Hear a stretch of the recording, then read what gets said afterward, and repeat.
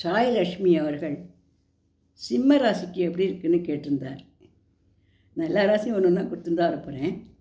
அதனால் இந்த பதிவில் கடக ராசியும், இதுக்கு அடுத்த பதிவில் சிம்ம ராசியும் ராகு கேது பயிற்சி பலன்களை கொடுக்க போகிறேன்.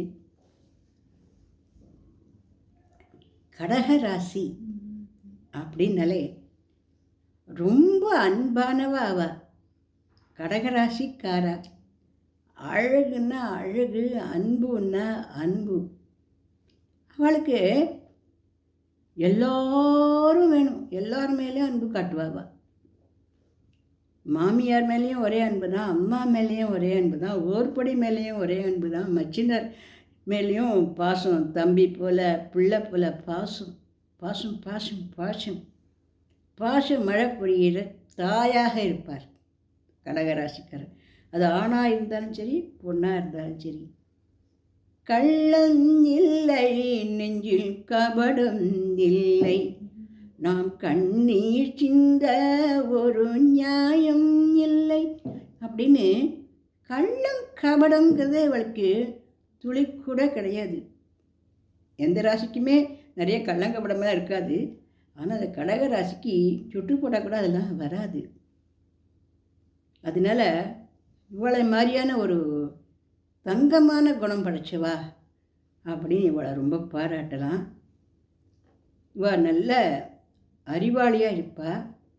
எதையும் ஆழ்ந்து சிந்திச்சு செயல்படுவா.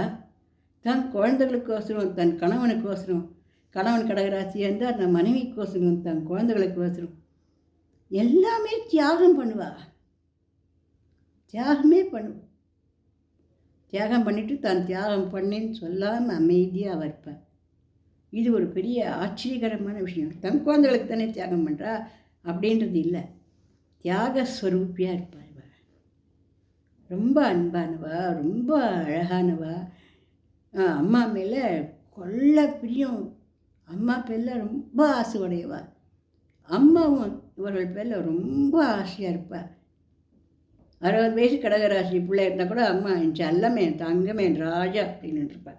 அந்த அளவுக்கு பாச மழையை, அம்மாவனுடைய பாசத்தை அனுபவிக்கக்கூடியவா. அதனால்தான் அம்மா அவ்வளோ பாசம் கொடுத்து அனுபவ அவளும் அதே போல் அன்பாக, அதே போல் தான் எல்லாரையும் மதித்து நடந்துப்பா. இப்பேற்பட்டவா நல்ல திறமைசாலிகள், நல்ல அறிவாளிகள், நிறைய உழைப்பாளிகள்.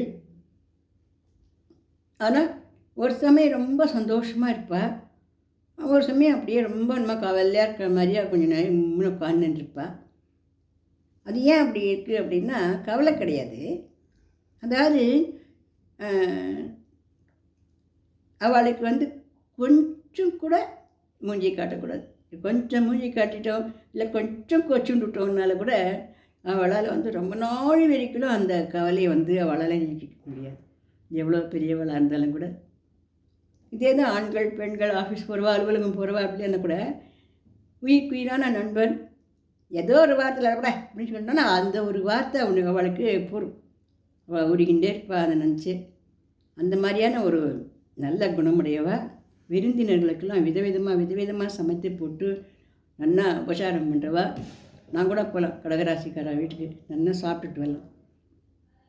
அன்போட முகமலர்ந்து ஆசையாக அன்பா இன்னும் வேணுமா நிஜமாகவே கேட்டு எவ்வளோ உழைப்பானாலும் உழைச்சி ஸ்பெஷலாக பண்ணி இப்படி சொல்லிகிட்டே போகலாம். இந்த கடகராசிக்காரா உழைப்பு, விடாமுயற்சி, அறிவு, அன்பு இதெல்லாம் ஒருங்கே அமையப்பட்ட இந்த கடகராசிக்காரர்களுக்கு இந்த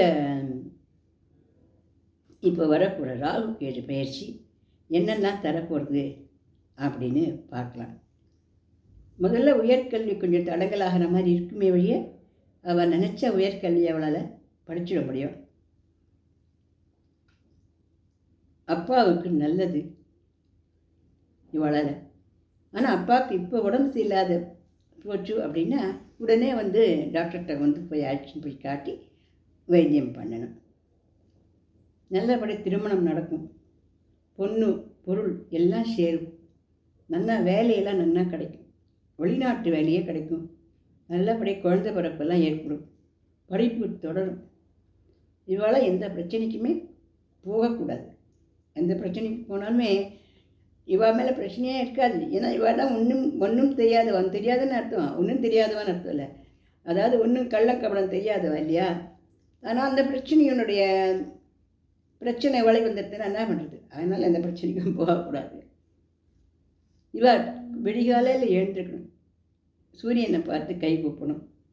இது அவளுக்கு ரொம்ப நல்லதை கொடுத்துட்டு வரும். நிறைய நன்மைகளெல்லாம் காத்துட்டுருக்கு. இவளுக்கு ரொம்ப பெரிய லாபமான நல்ல டைமாக தான் இருக்குது. இப்போது சங்கடஹர சதுர்த்தி அன்றைக்கி பிள்ளையாருக்கு போய் நல்லா அர்ச்சனை பண்ணி, நல்லா அபிஷேகம் பண்ணி, நல்லா வஸ்திரம் உடுத்தி, இந்த மாதிரி 4 பேருக்கு அன்னதானம் கொடுத்து இதெல்லாம் பண்ணிட்டு வரணும். இது கேத்துவுக்காக. ராகுவுக்காக ராகுகால வழிபாடு துர்க்கை அம்மாவுக்கு போய் விளக்கேற்றி வேண்டிட்டு வரலாம். கணவனும் மனைவியும் சந்தோஷமாக இருக்கலாம்.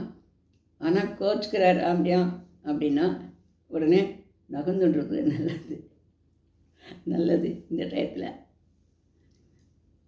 ஏழைகளுக்கு கம்பளி வாங்கி கொடுக்கறது ரொம்ப நல்லது. சிகக்காய் பொடி வாங்கி கொடுக்கறது நல்லது. பிள்ளையார் கோவிலுக்கு போய் அரிசி மாவு எடுத்துன்னு போய் எதனா குட்டியாக ஒரு கோலம் போட்டு வருது அடிக்கடி. இவளோட வாழ்க்கையில் இவளுக்கு மனசுக்கு வேண்டியதெல்லாம் கிடச்சி சந்தோஷமாக இருக்கிறதுக்கு நல்ல வழியை வகுக்கும். மொத்தத்தில் இவளுக்கு நல்ல காலம்தான். ஏன்னா அவள் மனமே தங்கம் போல் மனம் படுத்தவர்களுக்கு தங்கமான வாழ்வு காத்துருக்கு.